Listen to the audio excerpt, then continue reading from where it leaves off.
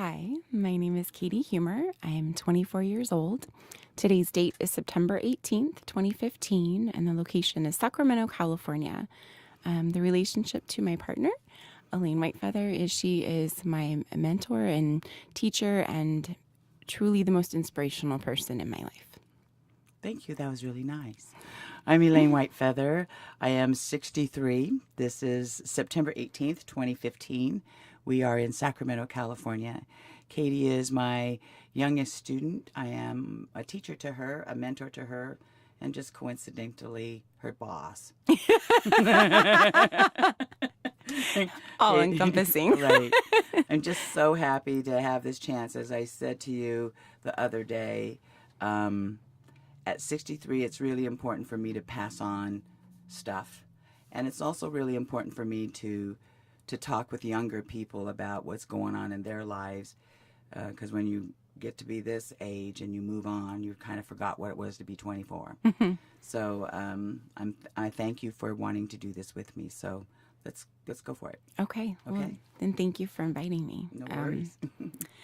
Well, first off, for you, grandmother, you are the most influential person in my life. You've helped me to make huge shifts and changes, a total 180 of where I was when I first met you, for the better. That's good. So it's nice if it's for the better, Just to right? clarify. Right. So I would like to know who has been the most influential person in your life. Oh, that's really, really good. You know, I didn't grow up in, as you know, I didn't grow up in a completely happy little house or a happy childhood. So I would say that teachers are probably been the most important people. They have been the life-saving people in my life. But the most influential person was a college professor named Dorothy Clark. And it was when I was actually 20 years old. I came out of a very dark period of my life that we can probably mention later on or talk about if you want. But she was the first African-American woman who was the chairperson of the Black Studies Department at the University of Northern Colorado. And this is the first person who ever really spoke some pretty tough truth to me. And I was moving down a path that wasn't such a good path. And she said to me, "You outclass the people you're running with." And then she promptly got me fired from my work-study job and hired me to work for her. And so then I was right there, right in her outer office, so I really couldn't escape anywhere. But she opened up a world to me and made me look at myself in a way that I would never have seen myself. So she was tough, but I think she was tough because she just didn't want me to give up and quit on myself. In spite of my life, that's really sort of been the goal, is to quit and give up on your life. So she's the one that I would say was the most significant person. And then there's the one who saved my life, that old professor I never met and never knew. So there's that. You mentioned, grandmother, that your childhood was rough and there was a lot going on. And would you ever have imagined that you'd be where you are today? No, I say that often. I don't think the life I have today is anything I imagined I could even pray for. So if you can't even imagine to pray for it, it's way beyond anything. But you know that I do know today that everything, I know people say this all the time, everything happens for a reason. And I think if you're on a path of seeking the wisdom from every experience, then you start to figure out that everything does happen for a reason. Albeit it would be really nice to know it when it's happening, that it's happening for a reason, but most of us don't get that. So yes, it's been a difficult life, but it's not been difficult, any more difficult than I think women and girls and men and boys are living through every day today. It's not much different other than the things that they are experiencing are finally against the law. Everything I lived through was legal. So there were not a lot of recourses. And I also am a multiracial person that grew up in a country without a lot of racial tolerance then. My biggest influencing social movement was the civil rights movement. It sort of shaped my activism and gave me focus, I think, for my anger, my frustration. It gave me a place to channel all of that. So, you know, who's the most influential person to you at 24 besides me? Well, 34 now, but thank you. I like to think I'm still 24. Besides you, honestly, working over at a community for peace with our moms. I mean, obviously, my heart is with our children and our children's services, but the moms influence me. They inspire me, I guess would be more appropriate. Knowing what I've experienced in my life in regards to domestic violence and abuse, and seeing how quickly they can make changes and shifts for themselves and also for their children to create that world, like you said, that it is, these things are illegal now, that there is change and hope. I would say that they inspire me the most, but for sure you win the title of most influential. Well, big voices usually can do that sometimes, right? Yeah. I think that, though, can you tell, I want to know from you, I know this is supposed to be the other interview the other way around, but you just sort of sparking something in me, and that is, did you ever think you'd be doing this work? No, never, ever, ever. No. I mean, my life has shifted so much. You know, when I was a kid, I wanted to be a veterinarian.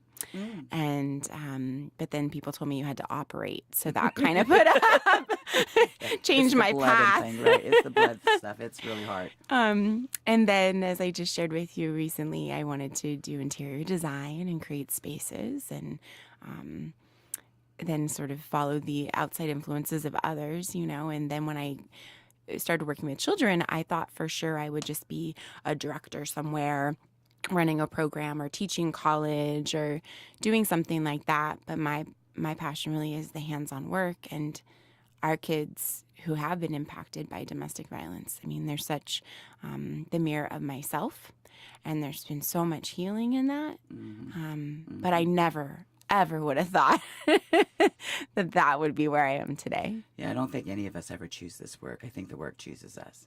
Right. You know, I do. I started off in 1979, so there was not even, it wasn't even criminalized in the United States, if you sort of imagine, right? So in 1979, it was really quite by accident. Well, nothing really is by accident today, I can say that. But in 1979, so here I came to Southern California to do some of this work. And I never really understood it until the first day reading Lenore Walker's book, The Battered Woman, and I'm in chapter 1 or 2 and recognizing this is my family and recognizing that this is so familiar to me. And on the one hand, you know, the OMG moment. On the other hand, oh my God, how great is this? It's called something. So now I'm not crazy. We're not crazy. It's called something.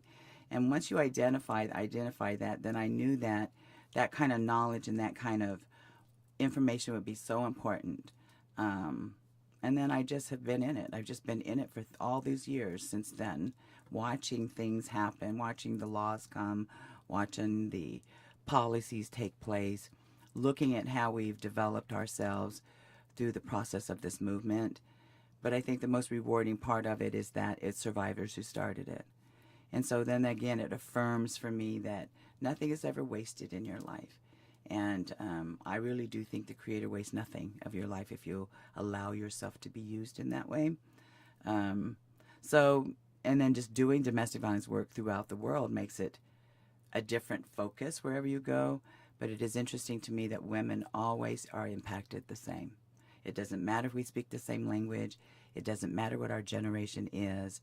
The issue of gender-based violence is so, I think, soulfully, spiritually wounding to our gender.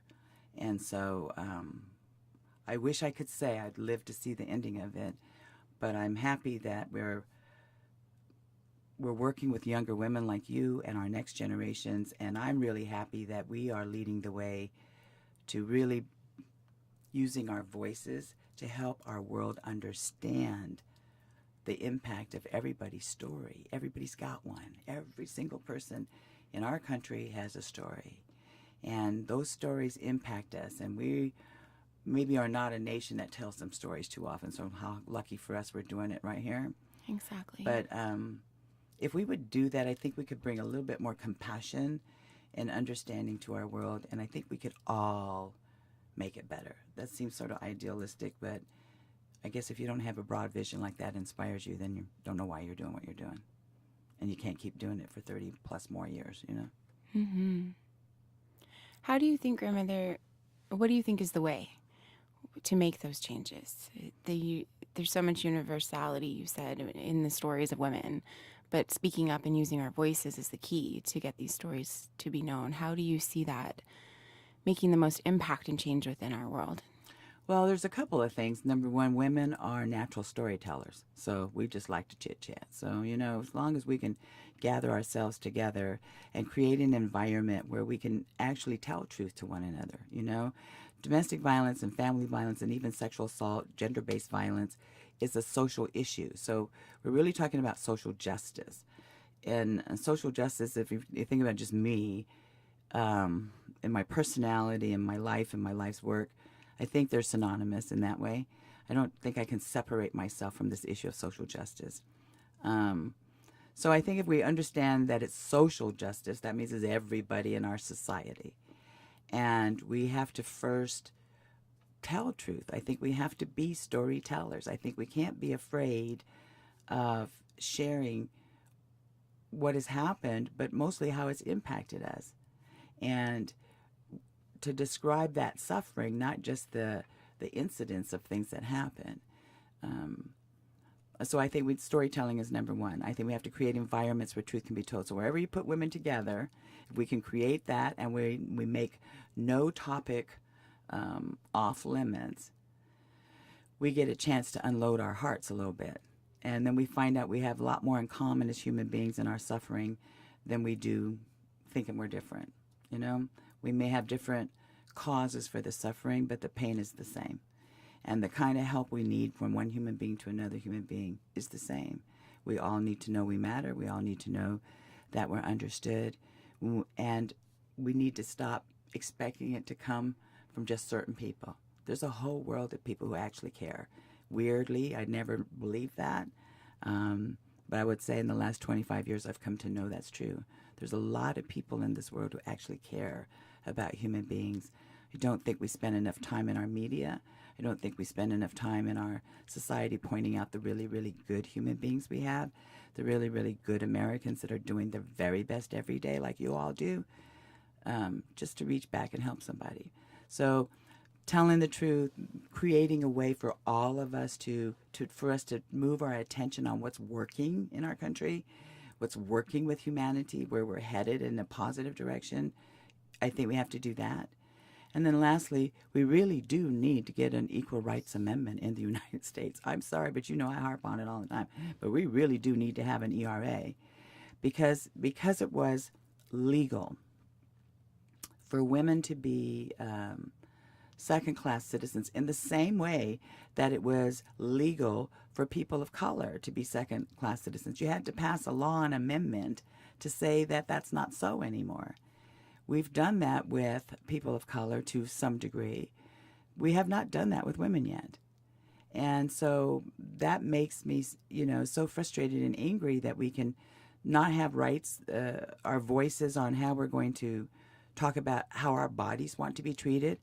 I can be kind of radical, and part of myself is saying I really respect men, and I think we got to have our guys in this world, don't get me wrong, but I really would love for men to stop legislating our bodies.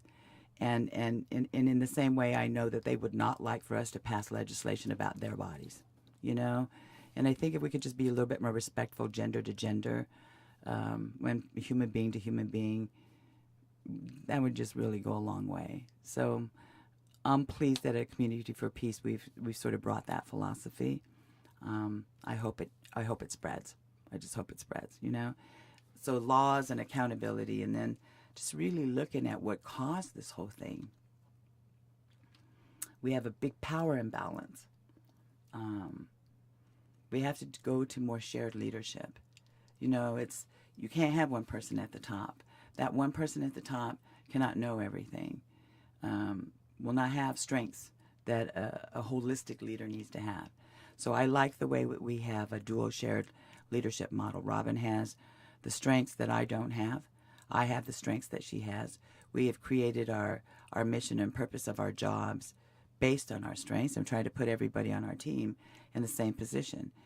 And because most of us at a Community for Peace, we're all survivors, and if we're trauma informed, then we understand, we're all a little bit quirky, and that we have been impacted by the things that we have survived. So not all of us are going to be good at everything. And I think if you're a really holistic leader, you're going to see what people are good at and put them in those jobs, so they can excel, especially if they're a survivor. So that's what I think. And I think we have to do more as American women. Even without our ERA, we still have bigger voices than most women in the world. We still have way more privilege and rights than most women in the world.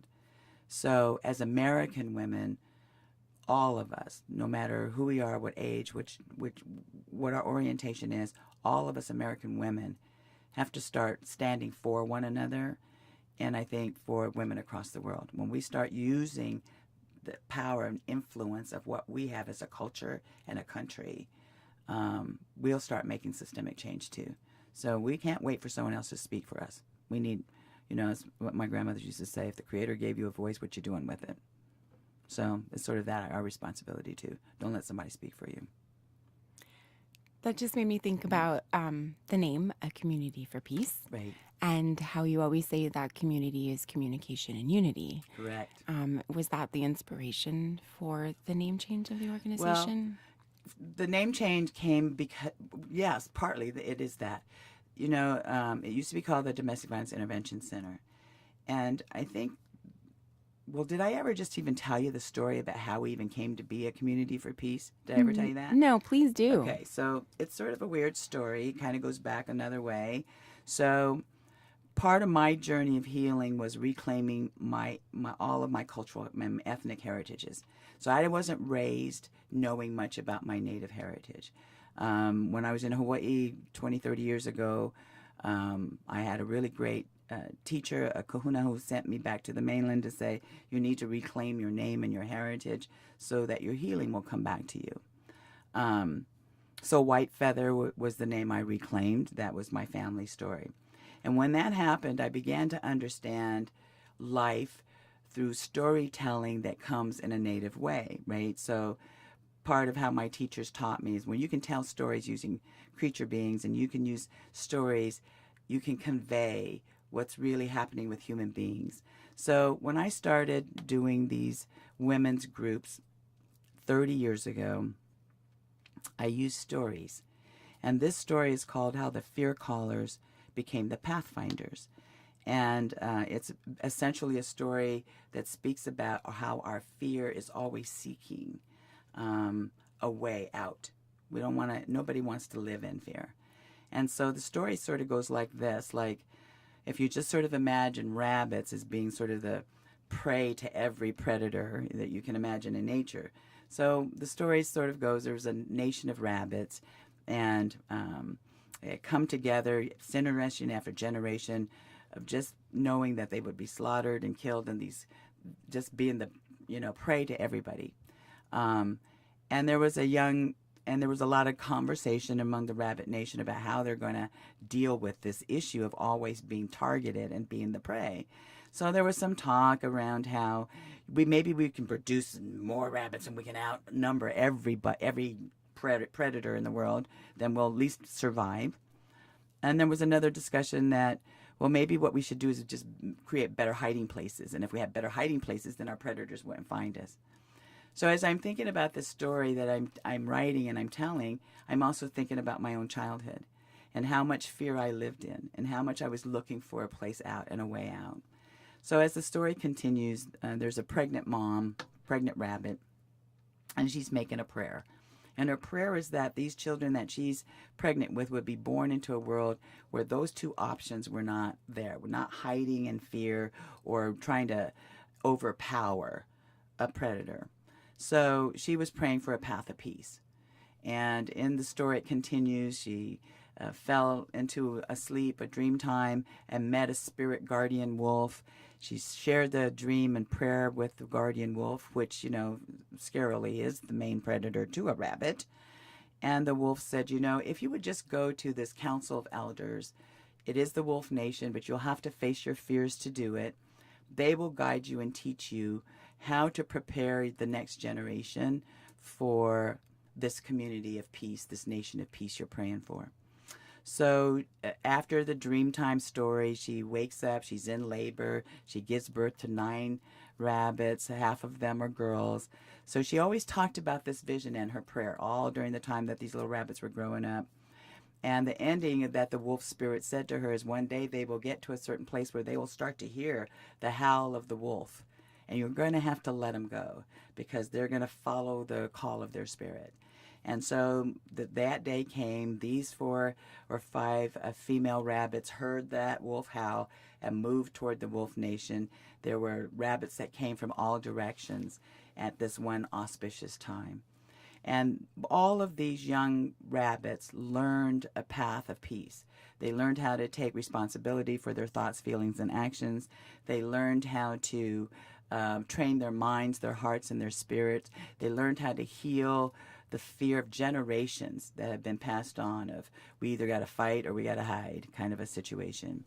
And said to them, you know, the mother rabbit, we had the opportunity to always kind of peek into the dream and see what was happening with her daughters. One day she looked in there and she couldn't recognize them anymore. They had transformed from rabbits into wolves. And these wolves carry the medicine or the characteristics of love. And we learn that love always seeks out that which needs to be healed. Love is the only thing that can heal fear. And so the story goes that these rabbits, who used to be called fear callers, transformed themselves to become the pathfinders. And the ending of the story goes where the elder wolf said, now go out into the forest and send your howl into the wind. There are other rabbits waiting to hear you. We are here to build a community for peace. And so that's the story that was written in 1999. I never knew it would lead us to developing this organization in 2008. It was not called a Community for Peace. But I do think it's interesting that all of our women's group is called Wolf Clan, Rainbow Tribe. I think it's important that we are the women who volunteered to come and put this organization together for 3 years. We never got paid. All of us worked around the clock 24/7 so we could be eligible for state funding, so we could, you know, arrive and create something in a tangible way. For in 7 small years, this pack of wolves has built an organization called the Community for Peace. And every time I see women flowing through our doors and I see all of you taking care of them, I'm reminded of that story. And so we communicate in unity as advocates and as a team there. What's our unified message? That peace is the way, and it's the only thing that's going to solve anything. And our way to peace is love. And the way to love is compassion. And the way to compassion is understanding and forgiveness. And so how do we get that understanding and forgiveness is through all the knowledge. You know, that's why we have to educate people. We have to educate just not the victims and the survivors, but we have to educate the people who help them too, so they can help them better. We have to educate every aspect of our society as advocates. We don't just do direct things for victims. We have to do it for everyone who's around that person. And that's why, Katie, what you do is so important. Because if you hear in the story, the mama rabbit was praying for the next generations. And so when you think about running next generations, our preschool, then you're understanding your role in the story. It's sort of weird how our spirits lead us, Native people would say, you know? There's always a way where your spirit is calling you to something. And if you are brave enough and courageous enough and wise enough, I think, to hear it, you know, it's not always so loud. If you don't run away from your pain, if you just don't run away from everything you're afraid of, on the other side, there's this amazing, amazing miracle that you wouldn't even know would be there. I think the thing that's important for all of us at a Community for Peace is that it's a healing center. It is one for us. It is one for everyone we serve. And weirdly, it's for everyone who comes in our space. You ever notice what happens to when they come in our space? It's sort of like you're not a social service agency like any place else. And we're not. We're not at all. Did I ever tell you that funny story about how when we were applying for our state funding, Nancy and I were going line by line, 2:30 in the morning, because this organization had like 14 volunteers. We had one computer for all 14 of us. We had like one office. We all rotated as we could. So we had to do a lot of work at home. So we were doing this particular funding, and, you know, everybody's really praying hard we're going to get this thing to happen. It's such a long shot for it to happen. We were going line by line at 2:30 in the morning, trying to make sure we didn't have any typos or anything. And we came to this one line, I think it was like on page 16 or something. We both started laughing so loud because the computer didn't catch the typo, well, because it wasn't one. And instead of saying ACFP is the strongest ally, it said strangest ally. So today, to this day, that's our inside joke. You know, we're the strangest allies to people. And in the same way the wolf has become the strangest ally to us, in the same way the story has become the strangest ally to me, you know, that's the way the miracles happen. If you're wide enough to see them come in such an unusual way, and not try to control every friggin' thing that happens in your life, these really amazing things happen. Like, look, we're even sitting here on StoryCorps talking about it. Like, how did that happen even, right? So I think that people, how we came to be together as a community is also how we're expanding it. Notice how many more people are becoming part of this community for peace. Our faith community, our law enforcement community, our child protective services community, everybody has now become a part of this great community for peace. So I just think about the last line of the story, that we went out into the forest, all of us. We sent our house into the wind, and we built a community for peace, and we did it in 7 years. And I'm just sort of amazed at what we will probably do in the next 7. I'm speechless. It's an amazing story, really, when you think about it. It is. It's, I mean, magical is the word that comes to me on all different levels. Right, because I bet you could even think about it in the context of how did you go all the way from Sac State and doing childcare or preschool there, and then end up in a nonprofit, hardly getting paid, working with trauma kids. How did that happen for you? And isn't that an amazing story? Right? Oh. So what would you tell somebody in college now? Oh, looking back, college is great to read stories out of a book, but the story of life is the greatest story of all. Mm-hmm. And for me, with all of my education and schooling, I was not prepared for our kids. I don't think the world is prepared for our kids, although the world is filled with our kids. Yes, they're everywhere. Yes. And they were the greatest teachers for me, both in my individual understanding of my story and my growth, as well as my professional growth as a teacher and an educator. But as you would say, more of a way shower for them of how to shift, how to see the world differently, how to know that they are loved. Those are things I didn't learn in school. They don't teach you out of a book how to love children. That's something you just have to go out and do. Yeah. And it's hard when it's kids that are impacted by trauma because they work really hard to not let you love them. Yes, they do. Really, really hard at it, even though all the way you can kind of know they're just starving for that, you know? It's heartbreaking to see children, teens, youth, young adults, any of us, be so afraid to be loved, you know, and that we're longing for it, but we're also so afraid because that's how we got hurt. And that I think that's the thing that keeps me moving, to say, you know, I'd be one of those forever hurt people if I wasn't blessed with some kind of love coming from someplace. And it wasn't from my family. That's just the key. We keep looking sometimes for our family to give us what they just really can't. And we don't really know their stories either, you know. Sometimes it's important for us to take mom and dad's name away from mom and dad and just sort of, they're like actually have names before they became the mom and dad, and They actually had stories that we don't know about. And if they were raised like I was raised to not talk about those things, then we don't know that they have stories.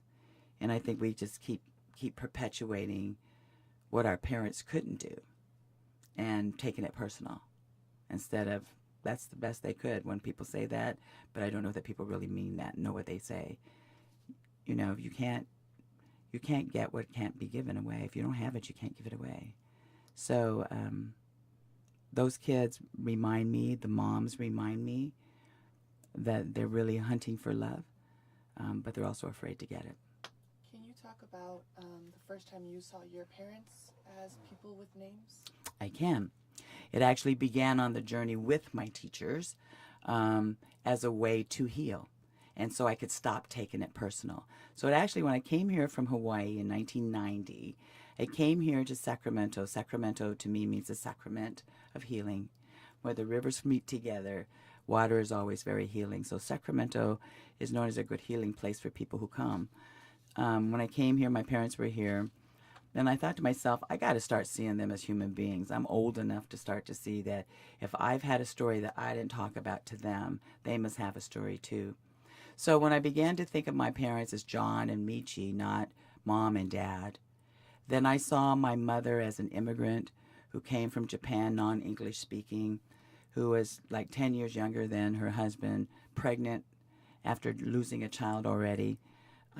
She came from a very well-to-do family in Japan, and after World War II and the atomic bomb, watched many of her family die. She was in big trauma. Now I can say that. She's in big, huge trauma.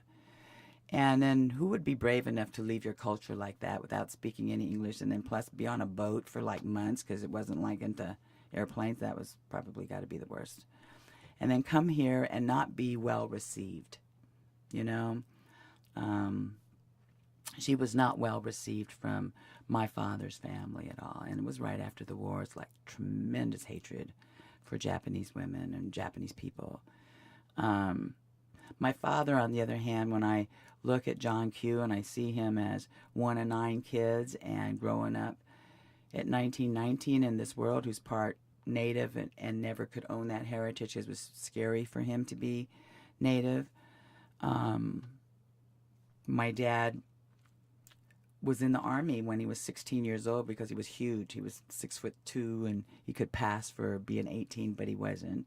So he first went to fight in the war when he was not even 18 years old, and then came back and then finished high school, and it was a career military man, but he was a POW in Korea. And so through all my work with POWs, I began to understand my dad. And I began to understand John's barriers, internal and external.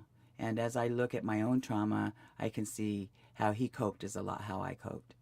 And so when you see them, then you start to understand you can't give away what you do not have. And I start to look at the ways they loved me. And, you know, I can do it now at 63 and say, okay, that was their way of loving me. I may not have enjoyed it too much then, but it was what they could do and give within the context of their trauma.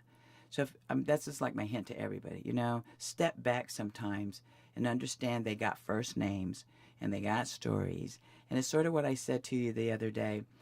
Even folks who live through trauma, we cope and behave in lots of not okay and really hard ways for other people around us. But as I was telling you about those moms, sometimes our society thinks these women who have been abused just don't care about their kids, or they think they're more concerned about their boyfriends or the batterer than they are their kids. And having had a daughter and having had my heart like sort of shut into the vault when I was 8 years old and not being able to let that out, I can tell you for sure, every mom wants the best for her kid. She may not know how to say it. She may not know how to express it. She may not even allow herself to feel it because her circumstances, in her viewpoint, won't allow her to do anything about it. And so it makes me sad that there's a generation of kids growing up with this big hole in their heart and not recognizing that, John and Michi had holes in their hearts too. And so when you have a half a thimble, it's kind of hard to raise somebody to have a whole thimble.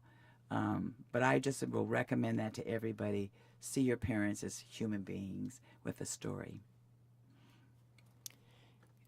What else, grandmother, from your experience of your journey, both personally and professionally, of overcoming your trauma and understanding it and growing from it, what words of wisdom would you give to anyone out there who's currently in situations of domestic violence or who have experienced trauma and are still living with the impact of it? Okay, a couple things. Number one, you are not your trauma. It's crap that happened to you, but it's not who you are. Your past does not have to define your future. At some point in time, you can make a choice inside yourself and say, hey, I don't choose this to be me in the future. We are not helpless in that decision making. So, decide who you want to be, not who you don't want to be. And know that you can walk away from your past. It doesn't have to be that. But if you can do it easier if you find the wisdom from the experience. So what did it teach me about me? Not it taught me to make bad decisions. Well, yeah, maybe that. But maybe it taught you that you were that hurt. Maybe it taught you that you were that afraid. Maybe it also taught you that you can endure and that you have far more courage and strength than you realize. We're here. No matter what's happened to you, you're here right now. So there's something in you that's stronger than that experience because you're here right now. And the last thing I want everybody to always understand is that your life matters and everything about your life matters. And there's always some story about something about your story that's always going to be helpful to somebody else if you have the right heart to want to do that. You had your story for a reason, and you will cross paths with somebody who's going to need just your story, and it's going to be just the right one at just the right time. All people in our world only need to know only two things, and we just have to have a million ways we need to communicate it. But everybody, I think, wants to know they matter, and I think everybody wants to know they're understood. So our task as a society, young, old, and in between, is to find ways to communicate that to everybody every day. You matter, and I understand, or at least I want to. And I think if we could do that, we bring a great energy of empathy and understanding and compassion, and we have the chance to do more than hope for a better tomorrow. We know we are participating in creating not just a community for peace, but maybe a nation of peace, maybe a world of peace. Maybe we're going to finally have the dream we all silently prayed for and understand that we are the peace ambassadors. We are the way showers. We're the ones we have been waiting for, said our Hopi elders, and they were never wrong. Before we end, I noticed, Katie, that you call Elaine grandmother. Do you want to speak about it? Yes, I'd love to. So in Native cultures, there is much respect for the elders. For the elders are the ones who carry the wisdom. And so as a sign of respect and what I can say is our culture of our Rainbow Tribe and our community for peace, we refer to our elders as grandmothers. And grandmother is the grandmother of all the grandmothers. Kind of like the Godfather. She's the grandmother.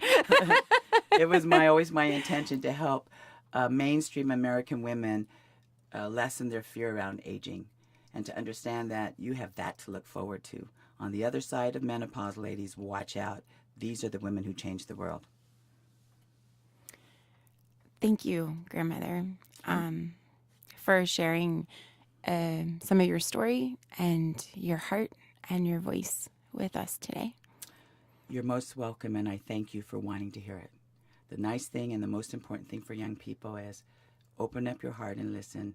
There's something old folks got to say, and not everything we have to say is cranky. Some things we have to say is a piece of wisdom that you can live by and make your life easier and better than someone else's.